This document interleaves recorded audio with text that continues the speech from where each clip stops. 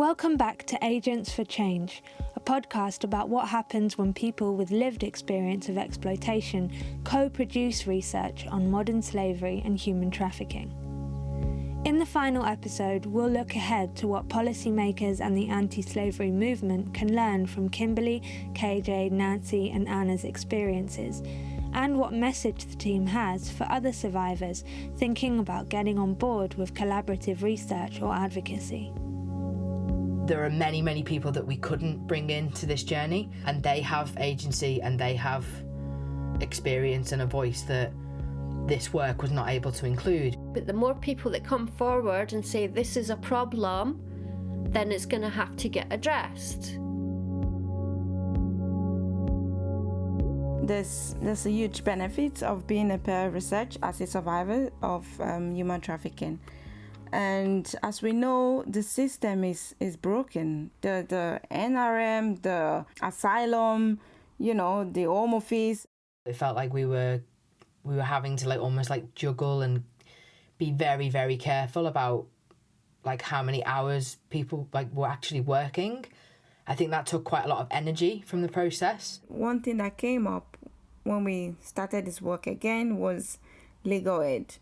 So I spoke to different organizations and tried to calculate what and what.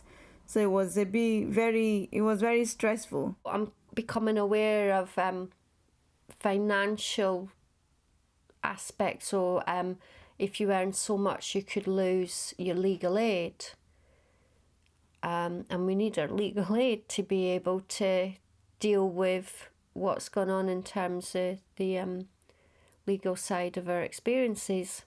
So it's difficult to get that balance right between working to be able to move forward and support yourself, and again you're stuck in the system that restricts you from moving forward.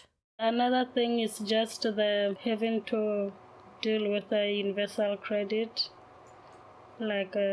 how many hours and what not, and if you work this hours with this month, you have to report again how much. If you forget to update that, then it means you are doomed. You have to be in absolute need to be entitled to even a tiny amount of sort of support. So they have often experienced a system that is, for the most part, operates from a position of destitution. There are some pretty big barriers that mean that this kind of work will continue to struggle or even never get off the ground if people are having to choose between their universal credit every week and doing something like this, or even and equally not having the right to work, or having insecure immigration status or insecure housing, or just uncertainty because you're still engaged in the NRM and you're spending countless hours completing assessments that need to be signed off by the Home Office so that you can get support.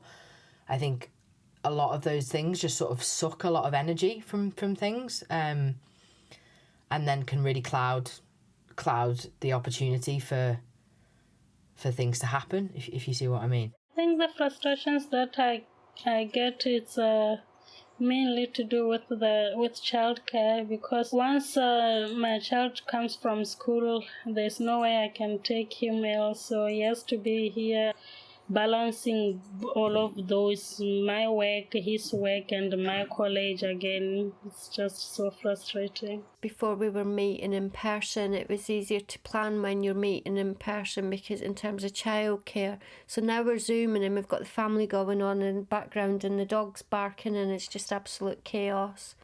Kids coming in from school, lockdown being lifted, then put back into lockdown, schools changing. One of the frustrating things was this thing around needing just how important time is and having enough time.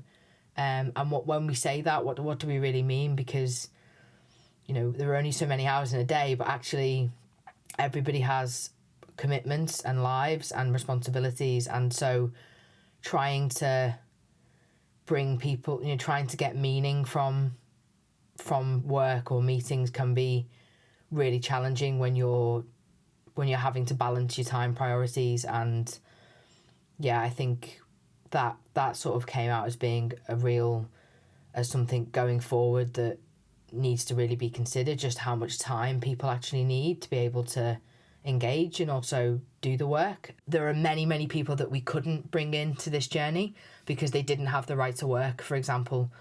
Those are the people that we haven't been able to bring on this journey consistently, and they have agency and they have experience and a voice that, you know, this work was not able to include because of very, very silly and stringent barriers around access and, you know, to paid work, as simple as that.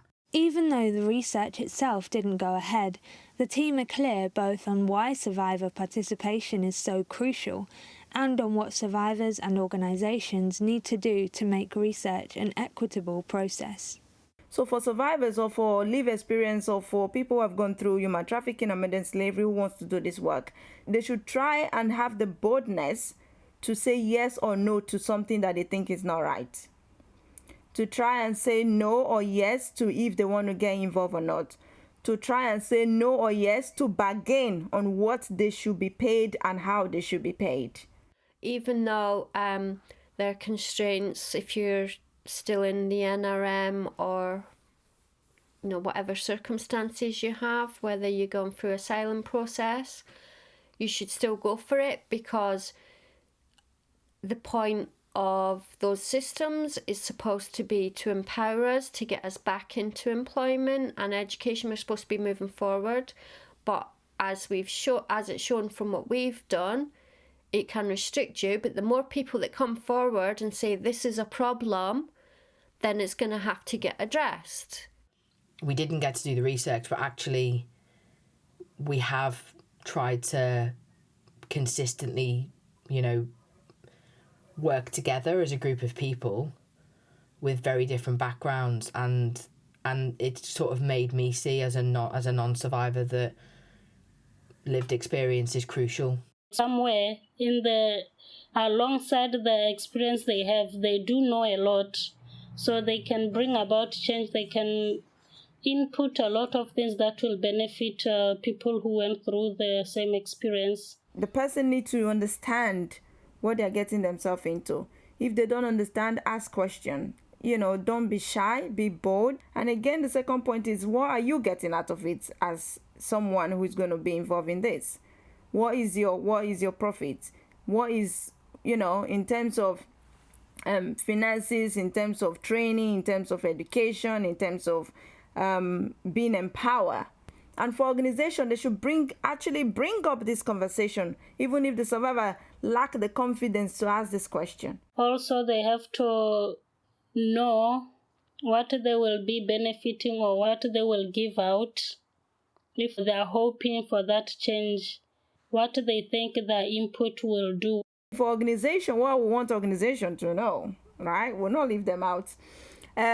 Is for them to look for ways to include survivor in any midst. Look for a way, because if you want this knowledge to empower other people, if you want this person's experience to be able to improve the anti-slavery movement, there is a way. There is always a way around everything. There's more than one way to kill a rat. It's not just one way. If not, the anti-slavery movement will still be doing merry-go-round and merry-go-round. It will still be coming to the same point. For survivors to be empowered, this is how we're going to break the chain. This podcast was created by me, Ella Parry-Davies, with audio engineering by Robin Mayol and music by Danielle Zambo. Find out more at www.antislavery.org/ATMG.